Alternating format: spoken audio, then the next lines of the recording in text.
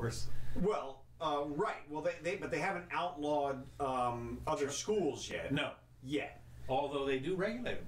Well, and as you Even talked about before, the more they get their claws in there, Yeah. and that's part of what I'm getting at is what they don't understand is that by having their own system and crowding out the actual market. Crowding out is right. They co-opt the private sector. And what happens is a black market seeps back in. Right. So you can crowd out the legitimate regular free market people and stuff, right. but you'll get a criminal element that will right. come back in that will run those systems and for the market, right. and it's detrimental on so many levels, and they don't see that. They just see, well, we're just regulating this. Well, they also don't see. It's interesting. They never take into account that when they do anything, that the populace behavior will change. It will adjust almost instantaneously to any new regulations. Right. This is one of those areas, and I'm saying that they've adjusted it so far that there's a backlash. There's right. a black market, a counter black market. There, one of the awesome benefits we were hoping to get in California by the legalization of drugs. The whole point, or not the whole point, but arguably the largest benefit was the devastation of the black market. That is, it was right. going to undermine the profits of the killers that are operating just over the border right. in those Mexican towns and controlling their elections and all kinds of things. And instead, by placing heavy-handed regulations on there, they've allowed that black market to continue to live. And it's unfortunate. I mean, it's just it's tragic because tragic. It would have been so easy to have a very light hand, just to collect a little bit of money, but they can't. The problem is that when they see that money flowing, they can't keep their hands off of it. Well, California got involved with kind of a light hand at first. Yeah. And then they looked at Florida, got in with like the heaviest squeeze, like the gauntlet of steel hand. And then other people were like, wait a minute, we're a ton of cash over there somehow, so we want some of that. Well, it's interesting that they don't think that the behavior of normal people will change. And as I said this before, when gas prices go up, a nickel or a dime here, people's it changes instantaneously. I mean, they'll go across the street to save a nickel. So it's just that quick. Okay, next item that I've got here: President Donald Trump reignited his controversial criticism of the central bank on Tuesday, calling the Federal Reserve his biggest threat. Trump followed a previous strong text of the Fed by complaining again that interest rates are rising too quickly. Now, one of the things is, it is true that the Federal Reserve is his biggest threat. Yeah. There's no question. And maybe he understands why.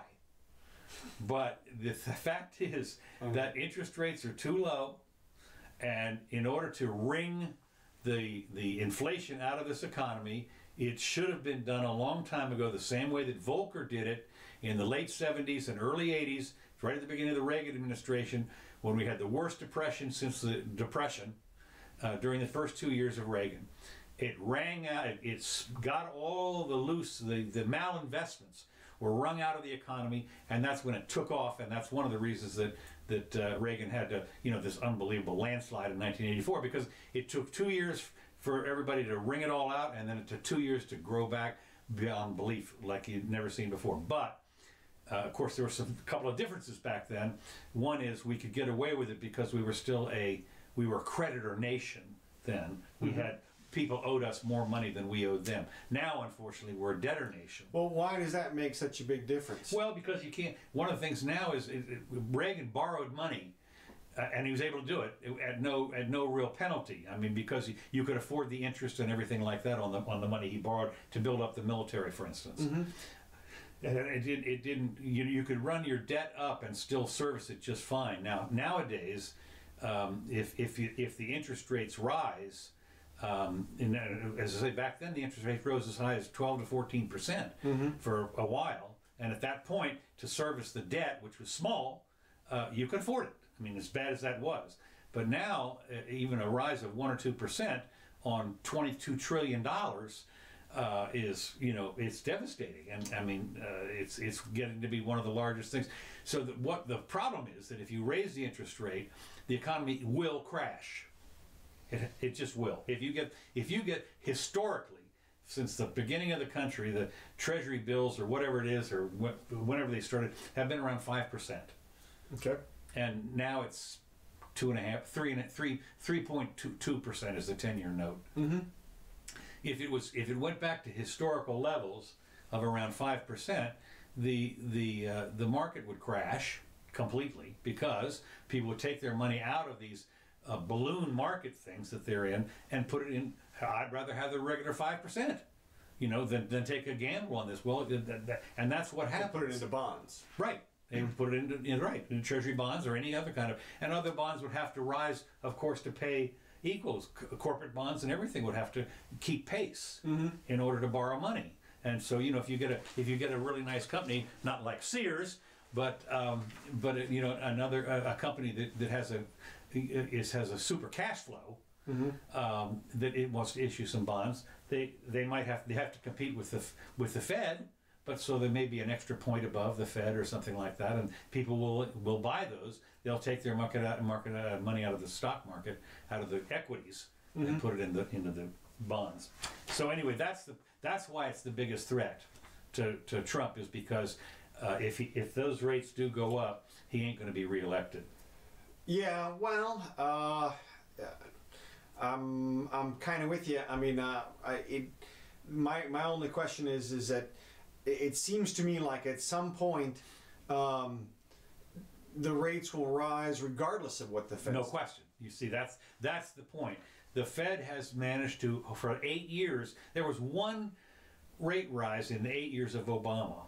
One, from 0 to whatever it was. But I mean, holding that down, you're suppressing this steam, the boiling water of the economy, and at some point it's going to go. But you're right, at some point, and we've talked about this in previous podcasts. I don't understand how they managed to hold it this long.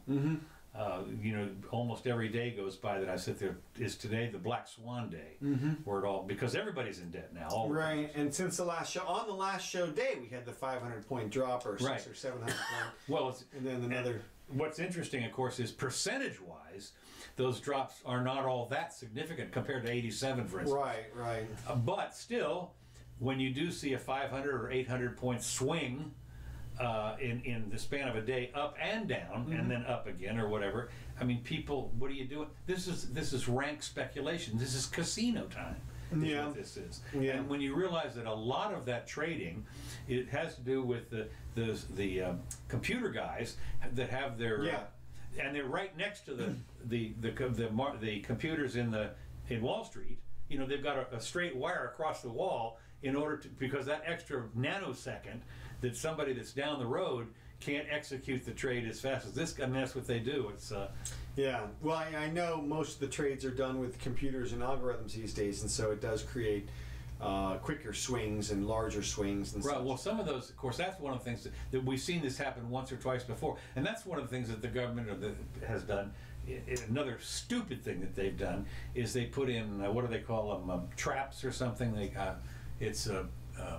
It's something like if the market goes down too fast, it cuts everything off and everything goes out. I forget what they call stopgap, something like that, right? And but of course, that creates another problem. So because if you have that and people literally can't make the trade at any price, right? I mean, you think about it. That was one of the things when you talk about the other way with gasoline, for instance, when there's and we're going to talk about this also in a minute about insurance. But when what you find is the people that really have to do something are willing to pay the price. But if you stop it, then that person who really wants it gets stopped out of not being able to buy it. Like for instance, when the gasoline prices were capped, then people would you'd be in line with some little old lady who wanted to put a gallon in the thing, and somebody that really had to have 20 gallons would have been able to pay $1, $2 extra to do it, was stopped out from doing it.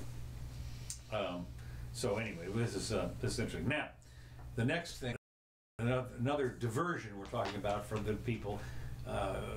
One of the things that happens with the news is the real stuff, like the economy and like the Federal Reserve and so forth, gets shunted aside by these little trivial things. And one of them is White House Press Secretary Sarah Sanders, whatever, likely violated ethics regulations when she posted a photo of her on official White House Twitter account with Kanye West wearing a MAGA hat. Now, apparently this violated something called the Hatch Act. And of course, I've always said that any act named after a person, that's an emotional response. So let me just see here. Yeah, because otherwise they name it after whatever freaking act it was. Well, it'd just be it'd be the 1921 whatever Theft Act, or it would be the. So anyway, the group Citizens for Responsibility and Ethics in Washington filed a complaint Friday with the Office of Special Counsel accusing Sanders of violating the Hatch Act. The act forbids federal employees from using their influence, position, work resources, or social media accounts to affect the results of an election. Now, the idea, of course, is that Sarah, who's, I guess she's a federal employee, and she stands there with the guy who has a MAGA, and they claim that this is an attempt to influence. To use her office to improperly influence the election. Yeah. Yeah, well, they've just gone crazy. Yeah. I mean, in terms of their lawsuits, that's insane. I mean, anything, but right. I'm sitting there. They'll have to pay her. Huh? They'll have to pay her. Pay who? If they sue her, I mean, what they've done is filed some complaint with some committee as opposed at the Office of Special Counsel. Right. But what I'm getting at is they didn't have the balls to just sue her. Oh, right. In federal court. Right. If they think she's done something wrong, then file suit. And then if you lose, you have to pay her attorney's fees. Right. The way that Stormy now has to pay. Oh my God. Trump's attorney's fees. It's awesome. I mean, but they are still going. Horse face. Give me. I know. It's a crazy dog and pony show, but it ends as it should have ended. That is to say, the judge throws out her lawsuit and forces her to pay for the shenanigans. Yeah. Okay. Next item I've got is this is Elizabeth Warren. Aha. This is really fun. One of the funniest things I ever heard was Ben Shapiro was talking about this, and he was laughing so hard he couldn't hardly finish his show because of the way this occurred. I mean, as he said, she basically shot herself. I mean, she thought she was going to make a big to-do about this. Look at me, I'm an Indian, and of course the memes on Facebook and the Twitter. If you see the pictures, I mean. I have, but I can tell you that there's literally a whole group of people out there who now believe she's an Indian. No. Oh yeah. Yeah, this is like there's. I think that there's a large swath of the. Well, the Cherokee Nation poo-pooed. I know. But see, this is the group that says that you can identify with whatever you want. Yeah, we're going to talk about that in a minute too. Look, we'll see. I'm with you. I think it's a little bit of insanity when you come down. I wanted to believe. I wanted to, hey, you could. Elizabeth Warren was the only person who stood up to the banks during the bailout situation. Oh yeah. Yeah. So I always give her credit for that. Okay. But this is. Obviously, I think we have to say what this is. Look, this is a romantic notion that she had about her parents, and she liked the story about her parents. Right. Well, that's what Shapiro said. No, that's what either Shapiro or Adams said. What you should have said was, gosh, I was believing my parents. That's it. I'm sorry. Okay. A story they told her when she was 7 or something. Right. Why wouldn't I believe it? That's right. And you're a little princess. That's right. You're an Indian walking around, princess. And it's Halloween. And her age, didn't we all have feathers? Absolutely. Absolutely. I remember my grandmother took me to the Cherokee Nation up in the North Carolina mountains. And you all had your little bow and arrow. Absolutely. We had everything. And And truth be told, I remember, and I was like 7 or something. Right. But I remember going to school and telling somebody that I was part Cherokee for like a day or something until my big brother said, "No, you're not doing that. Yeah, no, you're not. Just you were up there. That's all. That's right. That's all you. And he was like, okay, and then that was it. So. But obviously she like harbored that, kept it, cuddled it, and let it grow and bloom inside of her, mixed it in with the recipes, and then of course did you see what about the recipe? Oh yeah, no, they being Black Irish and having black